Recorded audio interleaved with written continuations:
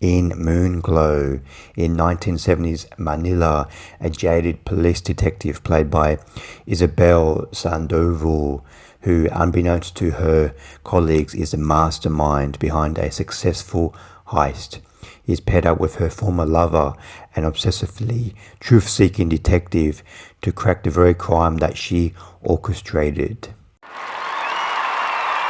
Moonglow is directed by Isabel Sandoval, who plays the lead role in this film, and she's also starred and directed in other films such as Lingua Franca and Senorita.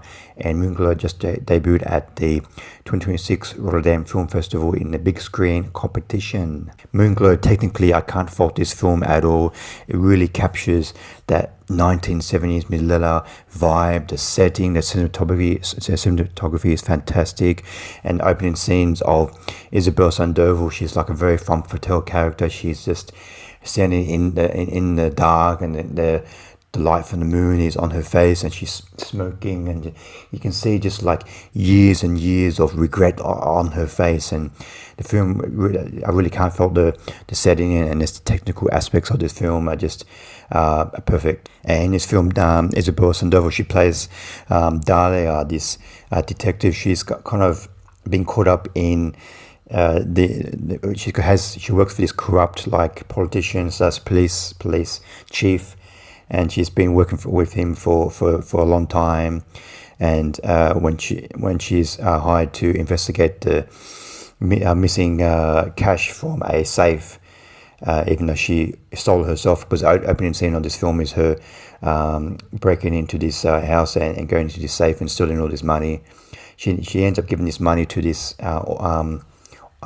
these nuns. I'm not sure why I don't think the film really explains what she was doing with this money, but she ends up having to investigate the theft of this money, and this police chief, this corrupt police chief, hires her former lover, played by Arjo Atayde. He plays Charlie, and they used to be a couple a long time ago, and he left and became a lawyer, and he just as a favor, because he's a nephew of this police chief, as a favor he comes back to investigate, and they end up there's a lot of like tension between Charlie and Isabel. And I think Charlie, he left to go to America to be a lawyer in America, and he ends up coming back to the Philippines to investigate this crime.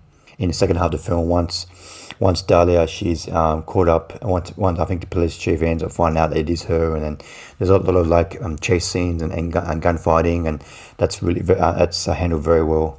But I just think in the second half of the film, the romance between, or the tension between Charlie and Dahlia, and the overall plot, it's kind of revealed, and it's not as confident because this film is trying to be a detective, 1970s type detective, and it does nail the atmosphere and the cinematography and the performances of that type of film. I just think the plot is not as complex as it needed to be, and once we find out, especially the film is over almost 2 hours long, once we find out all of the complexities and layers of this plot, I think the film kind of outstays its welcome a little bit. But I still definitely recommend checking out this film, Moonglow. It really does nail that 1970s noir vibe, and it does, it has a nice tension between Dahlia and Charlie in the film. So I definitely recommend checking out this film, Moonglow. I give Moonglow 3 stars out of 5. It really is. Technically, I can't fault this film at all. It really nails that 1970s Manila neo-noir detective type setting. The cinematography and the performances. And in the first hour of the film, the plot is quite intriguing. But in the second half of the film, once all the layers to the plot are revealed, it does outstay its welcome a little bit. Thanks for watching. What did you think of Moonglow? Please comment below what you thought of the film. See you next time. Bye.